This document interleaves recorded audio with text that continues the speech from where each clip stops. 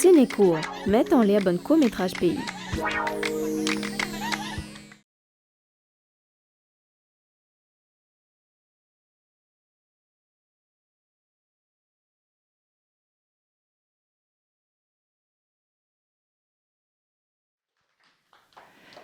Bonjour. Donc, je m'appelle Sacha Kalam et je vais vous parler de mon court-métrage de fiction qui s'appelle Attends, qui fera entre 10 et 15 minutes, animé en 2D, du genre dramatique, qui sera globalement en français, mais aussi un peu en créole réunionnais.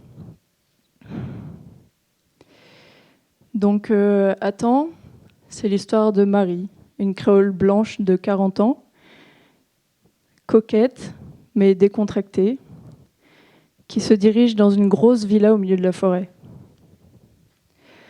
dans sa petite 208. Arrivée à cette villa, elle se fait accueillir par Béatrice, sa petite demi-sœur, de 35 ans, créole claire, qui est enceinte de 7 mois et qui est rayonnante. Les deux sœurs, elles s'aiment, lorsqu'elles se voient, elles se prennent dans les bras, elles sont heureuses de se voir. Béatrice se dirige vers la cuisine lorsque Marie va vers l'extérieur. Elle traverse la maison immense, puis le jardin impeccable en marchant sur un petit chemin de dalles qui amène à un kiosque en bois qui abrite la table pour manger. Arrivée à cette table, il y a 3 couverts. Marie s'assoit, regarde la vue imprenable sur l'océan. Son regard se perd à l'horizon. Elle profite du vent qui caresse sa peau, de ce petit instant pour elle. Elle entend ses hôtes arriver, et puis à quelques mètres, elle se retourne. Béatrice, sa demi-sœur, n'est pas accompagnée de son mari, mais de son père. Du père qu'elles ont en commun et que Marie refuse de voir depuis des années. Comment elle a pu me faire ça ?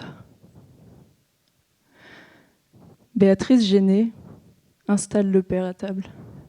« Regarde, papa, c'est Marie. Tu te souviens ? Marie, ta fille. » Le vieux a des démences, il ne se souvient pas de sa fille. Marie est furieuse. Elle ne dit rien, mais regarde sa sœur droit dans les yeux. La tension est palpable. Puis elle regarde discrètement son père pour voir ce qu'il est devenu. Un vieux gramoun avec un chapeau, une chemise et un pantalon trop large, qui peine à manger. Ces bruits c'en est trop pour Marie qui se lève et sort de table et s'en va. Béatrice veut la rattraper. « Marie, s'il te plaît, attends. » « Quoi ?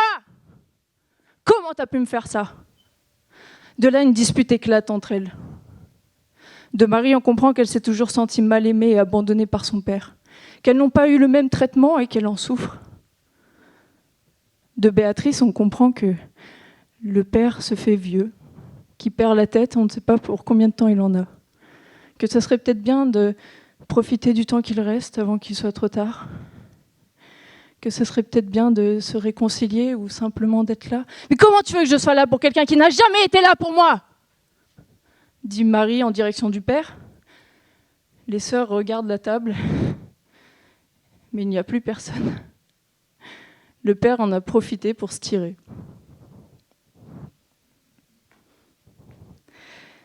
Alors, sous l'émotion et les hormones d'une femme enceinte qui est Béatrice, elle éclate en sanglots. Marie, qui en a marre de tout ce cirque, regarde autour d'elle, constate dans le fond que le portillon qui amène à la forêt est entrouvert. Putain. Marie est obligée de laisser sa sœur se reposer et d'aller elle-même aller chercher son père, à contre-cœur. Alors elle y va, elle s'enfonce dans cette forêt. Elle s'enfonce dans cette forêt et plus elle s'enfonce dans cette forêt, plus elle s'enfonce dans la colère, les remords, l'orgueil, la victimisation. Un épais brouillard s'installe et laisse seulement apparaître les immenses cryptomérias qui disparaissent au fur et à mesure. Ce sont le bruit des oiseaux.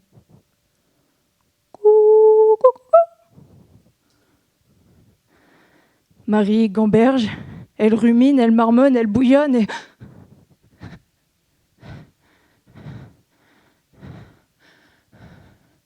C'est le chapeau que portait son père. « Vieux Tang ! Vieux Tang !» C'est comme ça qu'elle l'appelle. C'est plus simple pour lui, pour elle. « Vieux Tang ! »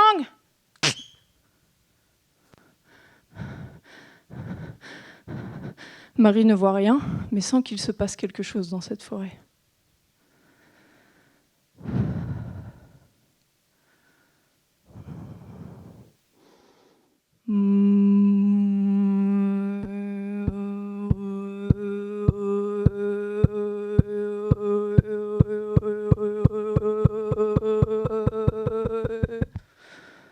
C'est le début de son rite initiatique. Dans la brume, Marie, qui va chercher son père, ne verra rien. Il va se dessiner des formes, des visages, et elle va entendre des sons. Ce sont des visions, ce sont des souvenirs en fait de son enfance, des choses qu'elle ne veut pas voir, qu'elle renie depuis longtemps. Une ado qui pleure. Une ado qui se dispute avec sa mère. Et plus Marie va être confrontée à ces visions, plus elle va rétrécir et rajeunir physiquement, jusqu'à devenir une petite fille fragile. Des parents qui se disputent. Des parents qui se séparent. Marie serre ce chapeau contre sa poitrine comme une main qu'elle pourrait serrer pour trouver du réconfort. Une petite fille qui joue avec de longues tiges de paille auprès d'une grand-mère. Qu'est-ce qu'elle fait ?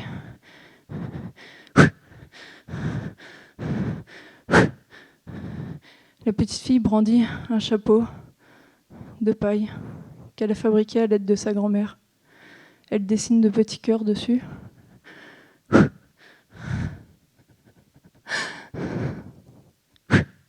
La petite fille offre ce chapeau à son père, qui le reçoit et l'embrasse tendrement.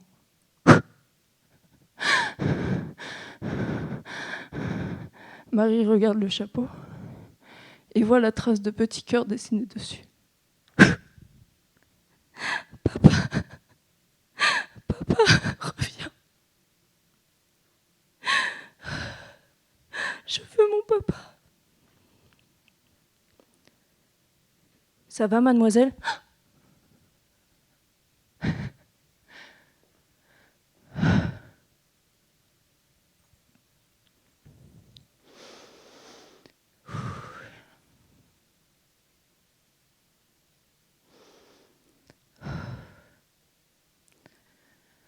Marie ressort grandie de cette forêt.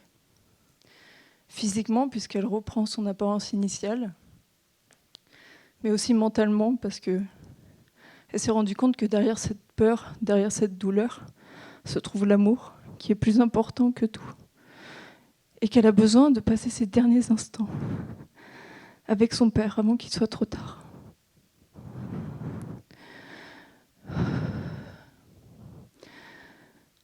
Pour moi, les plus grands films sont ceux qui font écho à quelque chose qui est en moi, qui me pousse à réfléchir et me pousse à agir dans ma vie.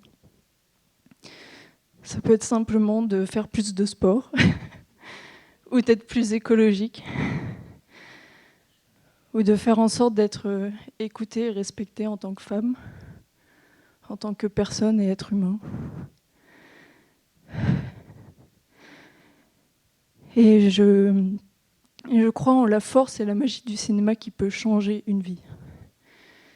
Et c'est pour ça que je veux faire mon film, parce que si j'arrive à faire, ne serait-ce en sorte que le spectateur pense à quelqu'un qui l'aime et à qui il n'a pas parlé depuis longtemps, déjà ça, pour moi, ça serait une grande victoire.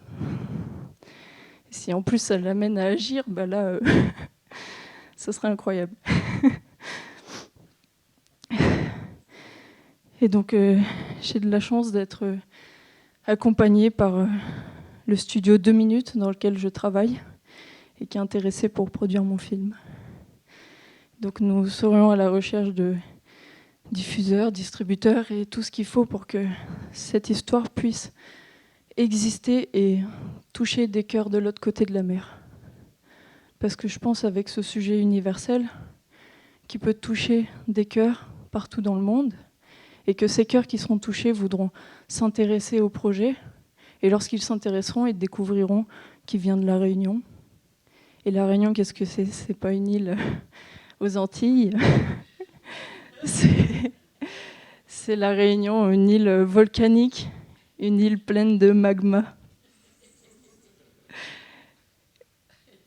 qui est brute et délicate et dont on a plein de choses à raconter.